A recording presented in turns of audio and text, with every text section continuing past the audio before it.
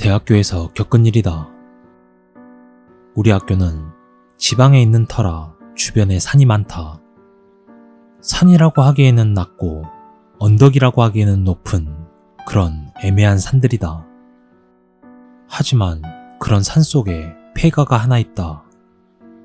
학생들에게 유명한 폐가라서 선배들도 잘 알고 있었다. 선배들에게 이야기를 들으니 나와 친구는 여자임에도 불구하고 왠지 가보고 싶다는 호기심이 생겼다. 선배들이 혹시라도 거기 가고 싶은 사람이 있어도 절대 가지 말라고 했지만 너무 가보고 싶은 마음이 컸다. 그래서 혹시나 생길 일을 대비해 남자 동기 한 명을 더 꼬셔서 가고 싶었지만 웬일인지 동기는 절대 가지 않겠다고 해서 둘이서 폐가로 향했다. 그때는 토요일. 하필 그날 비가 내리고 있었다. 폐가까지 차를 타고 가는데 언덕을 조금 오르다 보니 폐가가 바로 나왔다. 우리는 서로 눈치를 보다가 집 안으로 들어갔다. 방도 없고 낡은 마루만 보였으며 안에 들어가서 준비해놨던 초에 불을 붙였다. 거미줄이 사방에 있는 걸로 보아 사람들이 왔다 간 흔적은 없어 보였다. 집이 넓기는 했지만 가구도 뭐도 아무것도 없었다. 난 친구와 몇 마디 나누고 나가려고 하는 순간 갑자기 바람이 불지도 않았는데 촛불이 꺼졌다. 우리는 순간 당황해서 재빨리 부둥켜 안고 주저앉았다. 갑자기 놀란 마음에 1분 정도 가만히 있었는데 한쪽 구석에서 부스럭부스럭 하는 소리가 났다.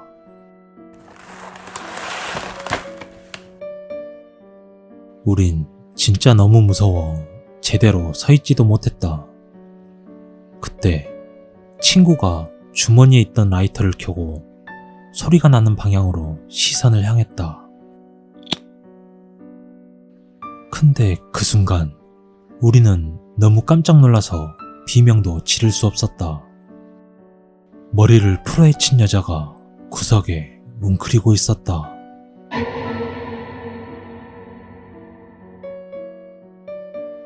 분명 들어왔을 때는 아무도 없었는데 말이다.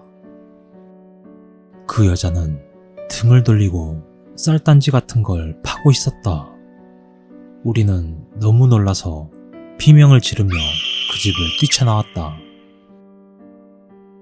정신없이 뛰어나와 이리저리 굴러가며 산에서 내려왔다. 도망 나오면서 뒤를 보니 우리가 소리를 지르는 순간 그 여자는 우리를 째려봤다.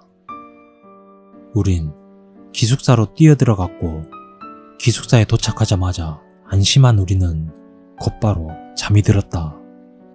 그런데 침대에 눕자마자 이상한 소리가 들렸다. 누군가 내 머리 옆에서 쌀을 씻고 있는 것 같았다. 그리고 거칠게 쉬는 숨소리가 귓가에 들리는 것이었다. 난 너무 무서워서 눈을 뜰 수 없었다.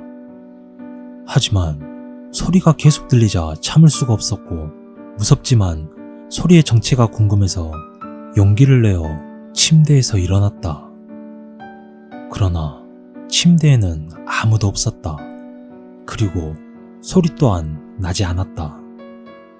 혹시나 해서 같이 갔었던 친구의 방으로 갔고 내 방 맞은편이라 바로 문을 열면 나오는데 친구가 울면서 나오고 있었다. 아까 그 여자가 천장에 붙어 있었어. 그런데 눈이 없었어. 피가 뚝뚝 떨어지는데 그게 내 볼에 닿는 느낌이 너무 찝찝해. 그 여자가 점점 다가오면서 나한테 손을 뻗는데 손톱도 하나도 없었고 손도 갈기갈기 찢어져서 살 사이로 뼈가 보이고 너무 무서워. 어떡해? 우리 괜히 갔나봐. 친구의 말을 듣자 아무 말도 할 수 없었다. 그때 우리와 친하게 지내던 친구가 방에서 나오는데 우리를 보자마자 하얗게 질리며 놀라는 것이었다. 그때 나를 혐오스럽게 바라보던 그 친구의 살기 어린 얼굴은 지금도 잊을 수가 없다. 야, 아무 말도 하지 마. 친구가 갑자기 소리쳤다. 우리는 너무 당황해서 가만히 있었고 친구는 갑자기 우리 둘의 손을 잡고 어디론가 향했다. 너무 당황스러워 왜 그러냐고 묻는데 친구는 우리를 돌아보며 화를 냈다. 어디서 그런 걸 달고 왔어? 우리는 너무 놀라 아무 말도 못하고 서로를 바라보며 친구가 이끄는 대로 따라갔다. 택시를 타고 시내로 나가는데 친구가 팔목을 꽉 잡고 놓지를 않았다. 이윽고 택시가 도착한 곳은 점집이었다. 친구가 안으로 들어가더니 젊은 여자분이 나왔다. 그리고 여자분은 우리를 보자마자 엄청 째려보더니 한참 동안 의식 같은 걸 했다. 그렇게 의식을 하고 우리에게 쌀을 2움큼 정도 먹이고 손톱을 조금 잘라서 태우더니 집에 가라는 것이다. 그렇게 우리는 기숙사에 돌아왔고 우리를 데려간 친구는 이제 괜찮다며 푹 자라고 했다. 그 말을 듣자마자 긴장이 풀려 바로 잠들었다.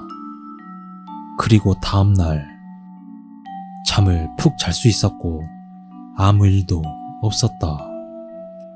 친구에게 무슨 일이냐고 물어도 아무 말도 하지 않았고 아무리 물었지만 친구가 해준 말은 이 한마디였다.